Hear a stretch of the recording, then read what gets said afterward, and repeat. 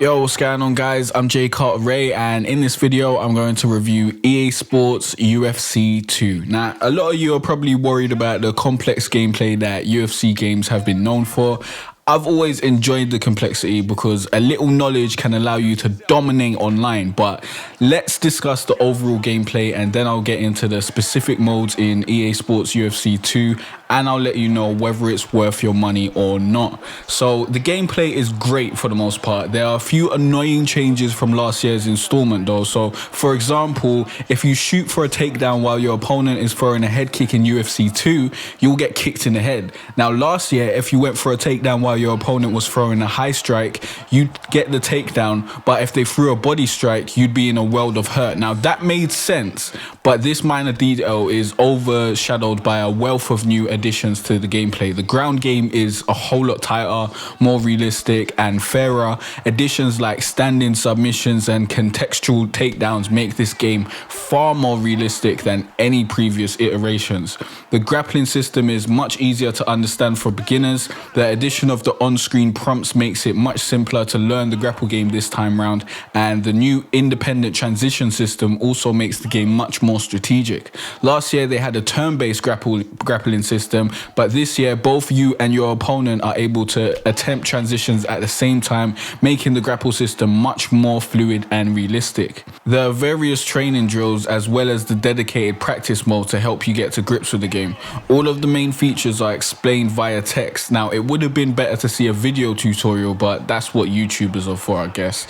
The stand-up fighting is still as vicious as ever. Your stamina now recharges while blocking, but you can no longer block while leaning. Also, you now have to block your body and head individually, with R1 to block your head and R2 to block your body. This makes it much harder to defend yourself. Last year you had one dedicated block button and your player would telepathically anticipate where your opponent was going to strike, but this year it's much more balanced.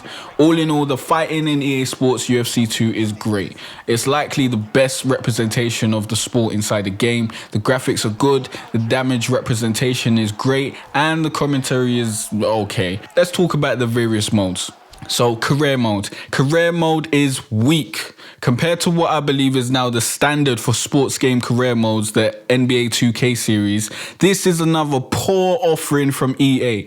This is next gen. If NBA 2K can offer a few cutscenes and an interesting career mode, why should we accept this from EA? They even removed the video messages from last year, which were mediocre but better than nothing. If you've played an EA Sports game before, then you'll be familiar with this career mode formula. You create a fighter, you do training to raise that fighter's stats, and you work your way up the rankings. This is exactly the same as Fight Night Champions Legacy mode, and that game came out in 2011. But even Fight Night Champion had a stab at giving us a story. There's just no effort on EA's part here. Now and then you get some message displayed on the screen that tells you some sort of scenario occurred, and now you got a training boost, or you missed training, or some other type of boring consequence. There's none of the rivalry or build up to fights like in the real life sport of UFC. A choice to say something after a match and then getting a boost or loss in fans, creating enemies and gaining friends would have made for a much better time than what we got here. Where UFC 2 shines is online. Online ranked matches are fun and engaging. There's hardly any lag and the tension in every fight makes for a wild experience.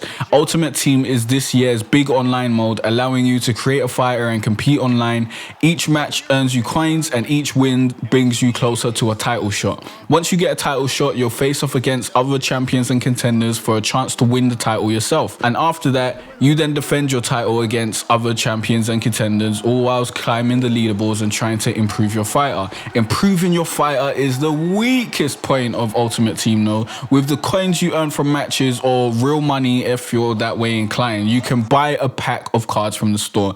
The randomized nature of these card packs make it really hard to improve your fighter in a timely manner or focus improving on your strengths. And there's no auction house where you can buy cards, which could have solved this problem. UFC 2 should have opted for a coin system similar to VC in the NBA 2K games. Earning coins across all game modes would make me want to play the game much more, and the ability to spend coins on upgrading your stats is a much more straightforward approach. The cards should be used purely for purchasing moves and maybe perks. Let's get into live events mode. Now, live events mode is interesting because it allows you to make a pick on fights that are coming up in order to earn coins. If you then play these matches and win how you bet the person is going to win, for example, by submission in round 2, then you'll earn bonus coins. This seems great for fans of the UFC. I'm not a hardcore UFC fan, but this feature definitely made me interested to see what happened in the actual fights in real life after I had made a pick and played the fight in game. So, knockout mode. In knockout mode, both players are given health bars, kind of similar to a traditional fighting game, and each significant strike taken loses you a section of your health. Grappling is also disabled in this mode, so it seems like this mode is aimed towards people who are good at the game but want to play with friends who are not. In knockout mode, you can choose how much health you want each player to have, allowing you to handicap yourself and give your friends a chance, or the other way around if you're kind of whack at the game.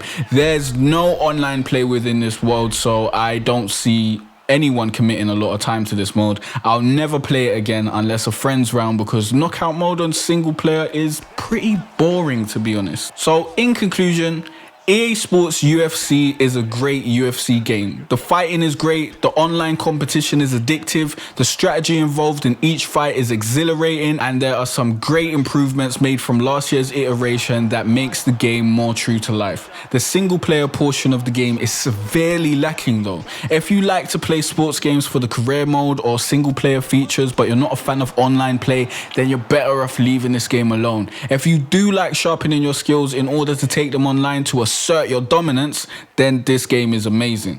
If you're a fan of UFC, this game will probably be worth it at full price for you. But if you're not a fan of MMA or UFC at all, you should wait until this game is on sale. So thanks for watching, guys. Don't forget to like this video if you liked it. Be sure to subscribe, as I'll be putting out loads of UFC 2 videos as I'm having a blast with it. And if you want to see more gameplay from EA Sports UFC 2, click on the UFC playlist on the screen, and I'll see you in the next video. I think as a number grading, I'll give UFC 2 a 7.